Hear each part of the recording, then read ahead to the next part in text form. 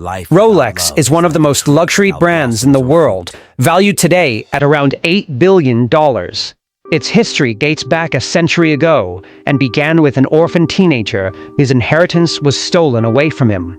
With nothing other than his determination to overcome his challenges, he ran away from his hometown and moved to another country. After a few years working his way out, he decided to follow his passion and opened a watchmaking business. Little did he know that this business venture would lead him to pioneer modern wristwatches, changing its whole industry and creating a billion-dollar empire.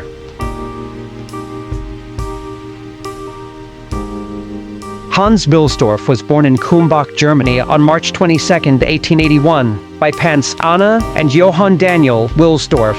He was the second son of 3 children. His family ran a fairly successful business that was passed down from his grandfather, selling iron goods, classifying them in the middle-range class. Unfortunately, his mother got ill during the next few years and died in 1892. To make it worse, a year later his dad would pass away too, leaving Hans an orphan at the age of 12. Now under the custody of his mother's brothers, his uncle immediately decided to sell his family's business and used some of the money for their education, putting all 3 of them in a nice prestigious boarding school called Ernestinen Coburg in Bavaria, Germany. Hans hated this decision early on and became depressed. While living in the new town, Hans was seen as an outsider and was often teased by other boys because of his religion. To get through his difficult childhood, he decided to put his focus on school. As he got older, he understood that even though he didn't like the decision of his uncles, it became an important factor for his success. Our uncles were not indifferent to our fate. Nevertheless, the way in which they made me become self-reliant very early in life made me acquire the habit of looking after my possessions, and looking back, I believe that it is to this that much of my success is due. Hans enjoyed reading books and became quite the bright student in school. The subjects he most notably excelled in were mathematics and languages, where he learned French and English. He was always curious about travel and knew that languages would be very useful, which would eventually play a big role in his career. During school, he became friends with a Swiss boy who would tell him stories of his birthplace in La Chaux-de-Fonds, a city located in Switzerland that was well known for its long history in the watchmaking industry, and Hans became very intrigued about the place.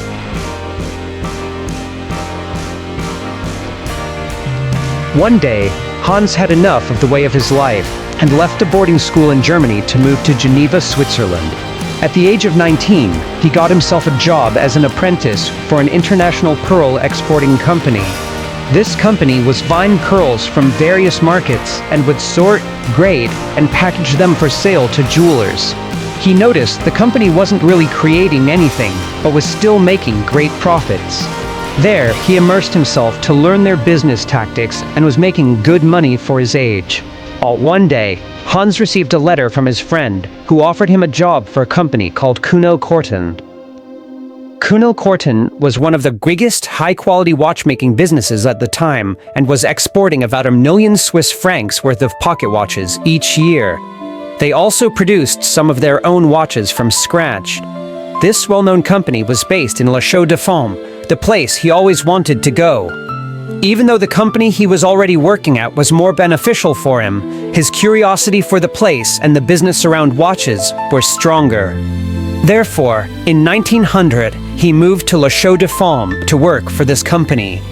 He was hired as an English correspondent and clerk, thanks to his ability to write and read English that he learned back in school, and was getting paid with a monthly salary of 80 Swiss francs. He was also responsible for winding hundreds of pocket watches every day and verifying they were accurate. He picked up tremendous insight into watchmaking and obtained a big deal of knowledge about how all types of watches were produced. However, his time there was cut short. He had to go back to Germany and serve in the army after only 2 years at Kuno Korten. After his service, at 22 years old, he moved to London, England, to work for another company of high-quality watches. There, he was responsible for a bigger role and was now in charge of increasing their sales. During the 2 years he stayed there, he successfully managed to find more clients for the company and grew their sales over time. By then, he was already thinking about building his own business of watches and was learning everything he could to further his knowledge into his future business. During those years, he also met his future wife, Florence Frances May Crotty, and would get married shortly after.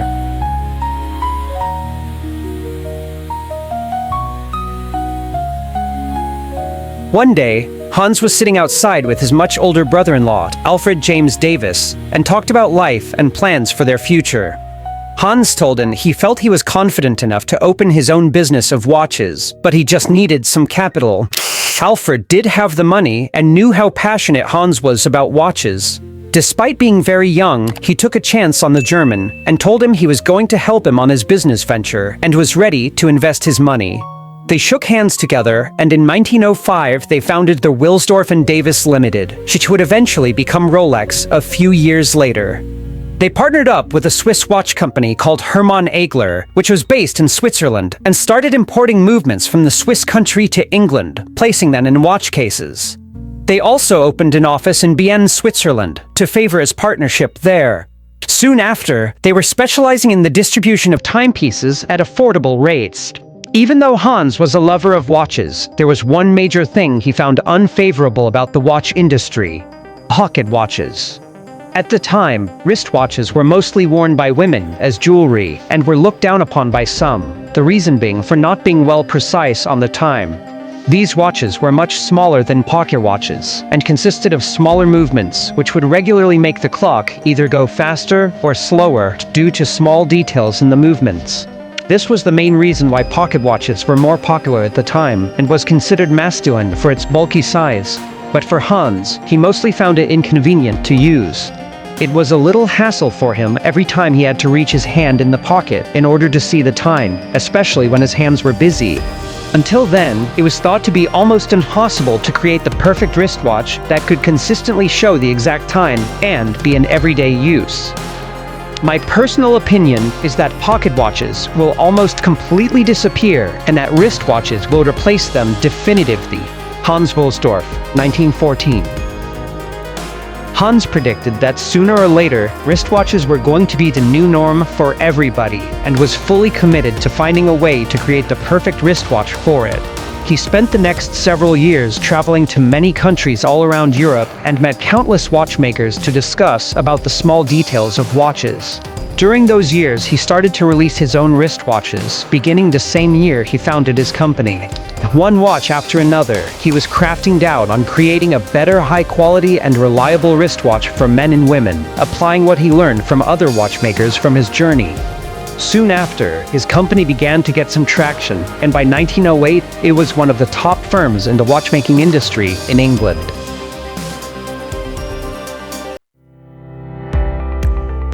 By now, Hans wanted to change the name of his company to something high-class, catching, and easy to say, no matter the language. It also needed to be short, so the name could fit easily in the dial of the watch. He spent a big deal of time combining 5 letters from the alphabet to come up with something, until finally, Rolex was born. He immediately knew it was the perfect one, and a few days later, he registered the Rolex name as a trademark for Wilsdorf and Davis Limited in 1908. During the next few years, Rolex was becoming known for its high-quality wristwatches, and many rich people were already starting to use it. But it didn't take long after, when the First World War broke out, and many businesses, including watch firms, were struggling to stay in business, and even had to shut down in some cases. But not Rolex. This tragic event only made Hans' company more famous because of its already reliable wristwatches. Many soldiers were given Rolex watches instead of pocket watches because it was much easier and safer to use. It also helped them to better coordinate their packs because of its precision on time. By then, the company had grown to such extent that they were employing 60 people in 1914 and had big open octave spaces in London. To further their credibility, Rolex had already won the first ever wristwatch chronometer rating from Switzerland, followed by a Class A certificate of precision from London's Kew Observatory. This made the brand more trustworthy for people to buy. But not everything was sunshine and rainbows for Hans. In 1914, the British applied 33% tax for all companies registered in Great Britain that were exporting goods across international borders. It became a big concern for Hans, so he moved his company's headquarters from London to Bienne, Switzerland, in order to avoid these taxes. Another reason for his move was because of the World War. People from Britain began to dislike the Germans. Since the name Hans Wilsdorf was clearly German, and even though he registered Rolex before, he was still using the Wilsdorf and Bevis name in England, which was getting looked down upon. This also led him to completely switch his company name from Wilsdorf and Bevis Limited to the Rolex Watch Corporation Limited in 1915. 10 years later, Hans would also register Rolex's famous trademark logo of the 5-star crown, which became implemented from then on the dial of their watches. In 1919, the Rolex Watch Corporation moved its main office from Bienne to Geneva, where it still stands today. From now on, the company focused on manufacturing the watch movements in Bienne and would transport them to Geneva, where they carefully verified the movements were accurate, finishing them with their high-class design and launching their products. It's here in Geneva where Hans would go all in with his team to improve the technical innovation of the wristwatch. We must succeed in making the watch case so tight that our movements will be permanently guaranteed against damage caused by dust, perspiration, water, heat, and cold. Only then will the perfect accuracy of the Rolex watch be secured. Thanks to his patience and determination, it eventually paid off, and paid off big time. In 1926, Rolex released their new model that would forever change the watch industry, the Rolex Oyster, the first ever waterproof wristwatch in history.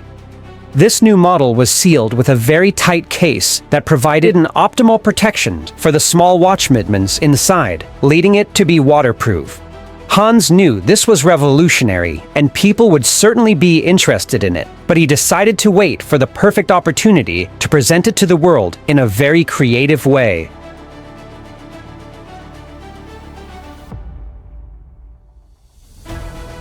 In 1927, Hans heard about a woman from London named Mercedes Bleixer, who claimed to be capable of swimming across the English Channel, a 20.5-mile body of water that separated England and France.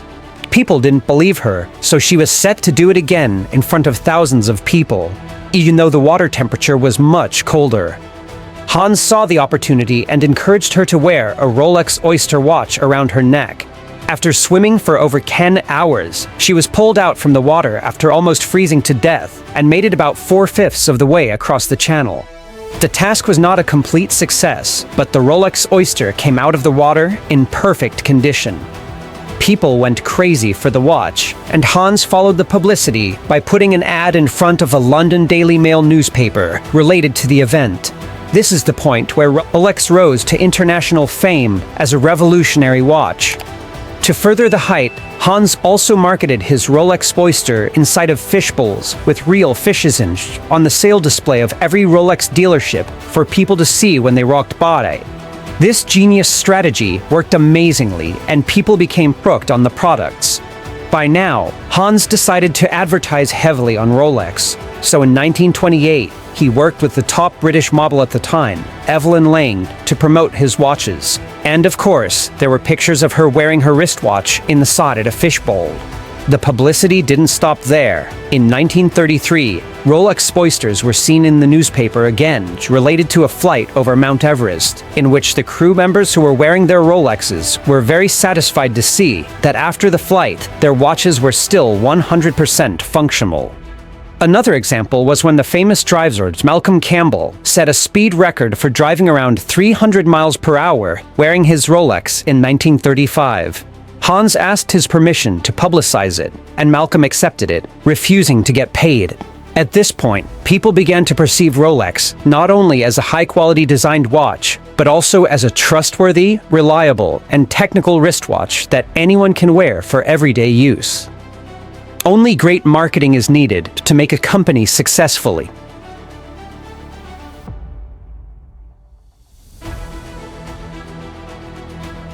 During these times, Rolex continued to fascinate people when they introduced their updated model, the Rolex Oyster Perpetual, in 1931, which was the first ever waterproof and self-winding wristwatch. Its previous model of the Rolex Oyster was a great achievement, but the challenge was that he still had to often manually wind the watch, which made it more difficult because of its tight case. You had to unscrew the Oyster crown first, wind it, then re-screw it again. Creating this self-winding watch was a dream that for centuries people tried to perfect, but none were successful. From 1934 to 1940, Hans also produced some high-quality watches outside of the Rolex firm and trademarked it under his own name, but it was discontinued due to the hatred that French, British, and US markets had for Germany. Even with all his achievements, Hans would sometimes struggle to make his way in the market and had to put double the effort to make a successful company due to his German name. When World War II broke out, Rolex took a hard hit. It became difficult and expensive to export products outside of Switzerland to some other big markets in Europe. Hans was frustrated with the situation, and to add to his bad luck, another tragedy followed. His wife passed away in 1944. To commemorate his wife, he established the Wilsdorf Foundation, a charity organization for social causes. Something to mention, shortly before Hans' death, he transferred 100% ownership of Rolex to the Wilsdorf Foundation, which still owns and controls Rolex to this day. Therefore, Rolex will never go public or be sold, nor will they ever pay any taxes, because it's essentially a charity. As soon as World War II finished, Rolex started to take off, and tremendously. To give you an idea, in 1946, Rolex had sold its 50,000th certified Rolex chronometer, which they started certifying 20 years ago. By the next year, in 1947, their sales reached their 100,000th certified Rolex chronometer, doubling their sales from the past 2 decades in a single year. Its success was backed up from his new model that was released in 1945, the Rolex Datejust. The first waterproof self-winding wristwatch to indicate the date of the month on the dial. This was followed by another revolutionary model nearly 10 years later, the Rolex Daybaked, first waterproof and self-winding wristwatch to not only include the date of the month, but also the day of the week. These types of watches are still seen to this day, which is often the standard for normal use of wristwatches. During the 50s, Rolex kept releasing a series of innovative watches. The most legendary one was the Rolex Submariner, introduced in 1953. It was the first deep-diving waterproof wristwatch that could reach 100 meters deep in the ocean without getting dysfunctional. Hans Wilsdorf died in the year 1960. Following his death, Rolex started to approach itself as the luxury brand it is today. The company focused their marketing more toward being an exclusive watch collection for people of high society, which worked. Another factor to consider is that in 1985, Rolex started to manufacture their watches at 904L, a very endurable and expensive steel, becoming the first watch to ever do so, which is one of the reasons for their expensive prices. Today, Rolex remains as the most recognizable watch brand in the world. From an orphan boy who started with nothing, Hans Wilsdorf went for his own path and is responsible for changing the watch industry to what we know today. His passion for design and technical innovation has placed him on the list of one of the most influential men in the industry, and his legacy can be seen today in every person wearing a Rolex. Thank you all for watching. Make sure to subscribe, and until the next one.